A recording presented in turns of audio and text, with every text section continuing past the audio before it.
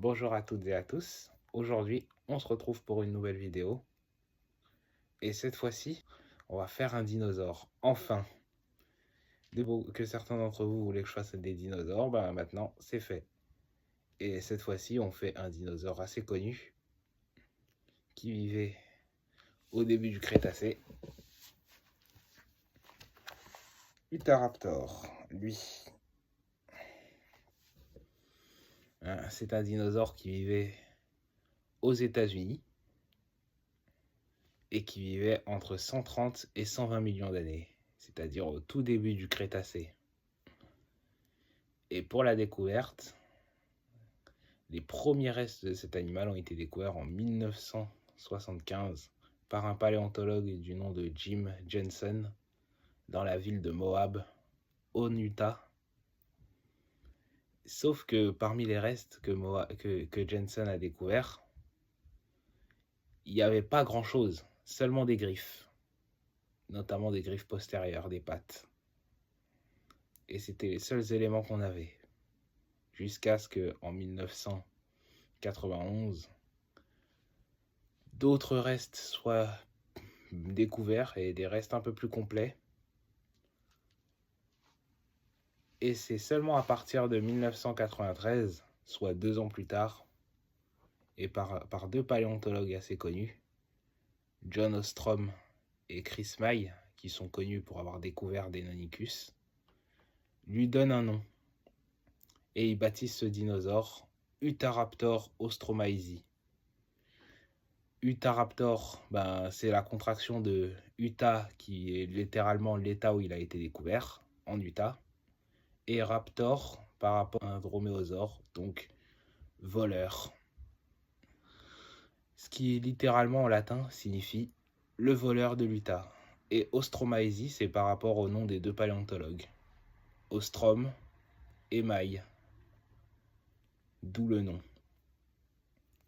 Et niveau description, enfin plutôt caractéristique, pardon, on avait affaire à un gros morceau.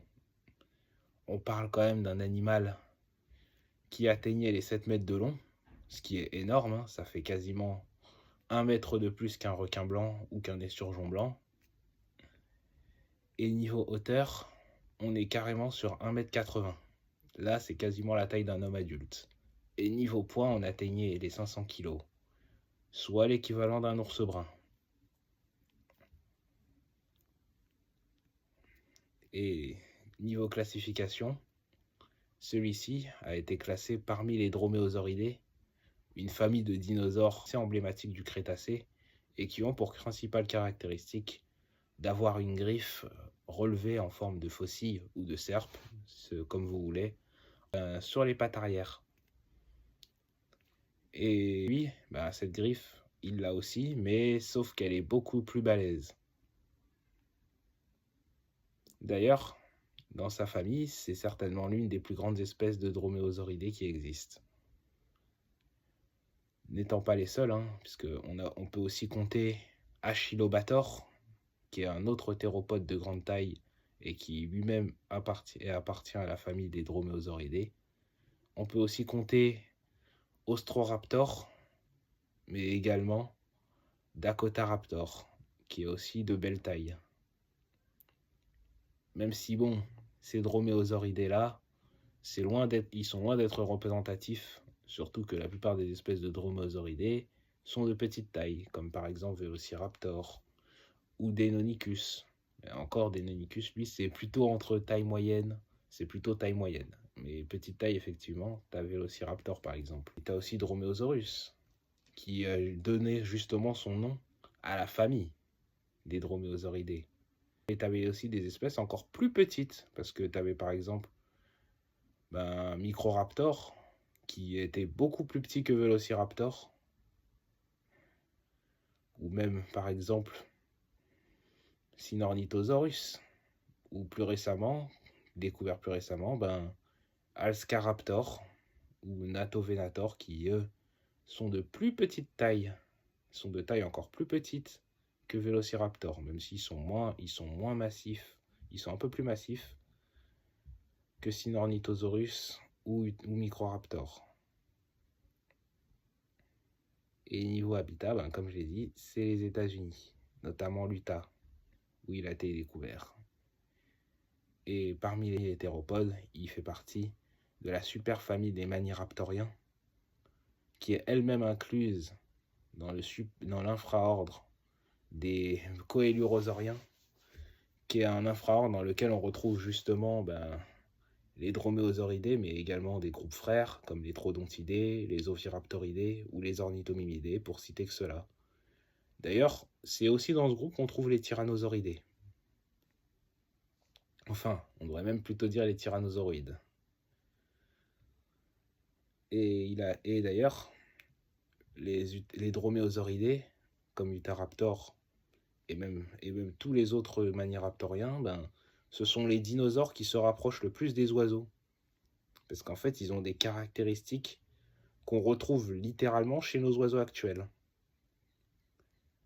Par exemple, ils ont la présence de plumes.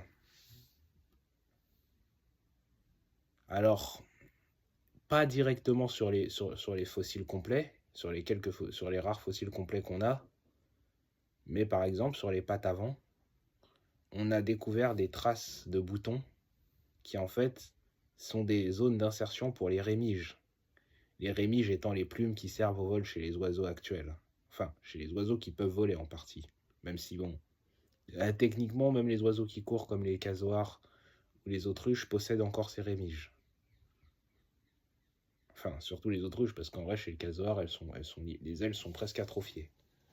Mais la plupart des oiseaux possèdent des rémiges.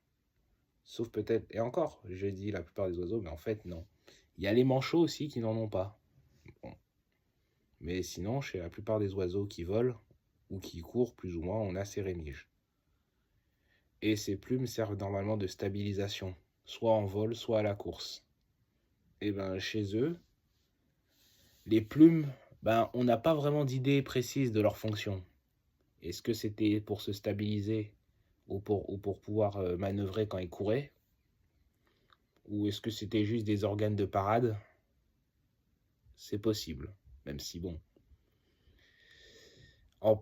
Faute de preuves, leur rôle est encore inconnu. Par contre, est-ce qu'ils étaient recouverts de plumes? Ça, c'est probable. Mais ça reste hypothétique quand même. Et d'ailleurs, les plumes qu'ils avaient sur le corps, leur rôle, c'était plutôt de se protéger. D'ailleurs, c'est le premier rôle des plumes, biologiquement parlant. Leur rôle, c'est de protéger l'animal du froid, parce qu'un animal de petite taille ou de taille moyenne va perdre plus facilement sa chaleur qu'un gros animal, qui lui va pouvoir la conserver sans trop de soucis. C'est pour ça aussi d'ailleurs que les animaux de petite taille mangent énormément. Mais bon. Et c'est tout, hein. Et niveau représentation aujourd'hui dans la pop culture, l'Utahraptor, on peut le voir dans des films, enfin, dans des jeux plutôt, pardon. Même si, par exemple, dans Jurassic Park, il a indirectement inspiré les vélociraptors. Surtout pour ce qui est de la taille. Même si, bon, Michael Crichton et Steven Spielberg reconnaissent plutôt s'être inspirés du Deinonychus, même si leur Deinonychus est un peu trop grand, puisque Deinonychus, pour rappel, les plus gros spécimens, ils sont pas plus gros que des léopards. Là, on est sur une bestiole qui fait la taille d'un être humain dans le film, ce qui correspond beaucoup plus à Utahraptor, mais bon. Utahraptor ayant été décrit complètement en 93, l'année de sortie du film, non, c'est plus Deinonychus. Mais on peut par exemple les voir dans des jeux, dans divers jeux, comme les Jurassic World Evolution. Enfin, surtout les extensions, mais aussi dans Ark, Pass of Titan, même The Isle. Et encore, pour Ark, vu que les dinosaures, ils ont pas vraiment leur nom complet, c'est assez difficile d'être catégorique. Mais on peut aussi le voir dans des documentaires. Comme par exemple sur la Terre des dinosaures, sorti en 99, où justement, on les appelle littéralement, où là, c'est des Utahraptors, sauf qu'on les voit en Europe. Sauf que Utahraptor, il vivait aux États-Unis, pardon. Donc ça n'a pas vraiment de sens. On peut aussi les voir dans Dinosaur Fight Club, qui est un documentaire de qualité par contre un peu moins bien que pour Sur la Terre des dinosaures, et où on voit Utahraptor. Et là, par contre, on le voit bien aux États-Unis. Le bon point pour ce documentaire. Par contre, mauvais point, c'est qu'il est toujours représenté sans plumes. Alors que bon, la découverte des plumes chez les dinosaures, ça date au moins des années 80. Voire des années 90. Hein. Mais bon. Après, autant pour la Terre des dinosaures, je pourrais lui pardonner. Celui-ci, pas vraiment. Pas vraiment d'excuses. Hein. Surtout qu'il est sorti en 2013. Et là, je l'ai bientôt fini.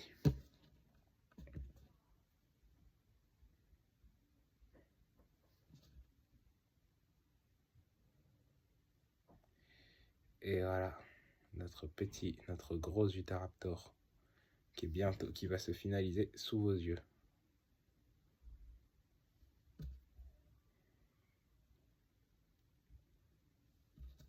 Et voilà.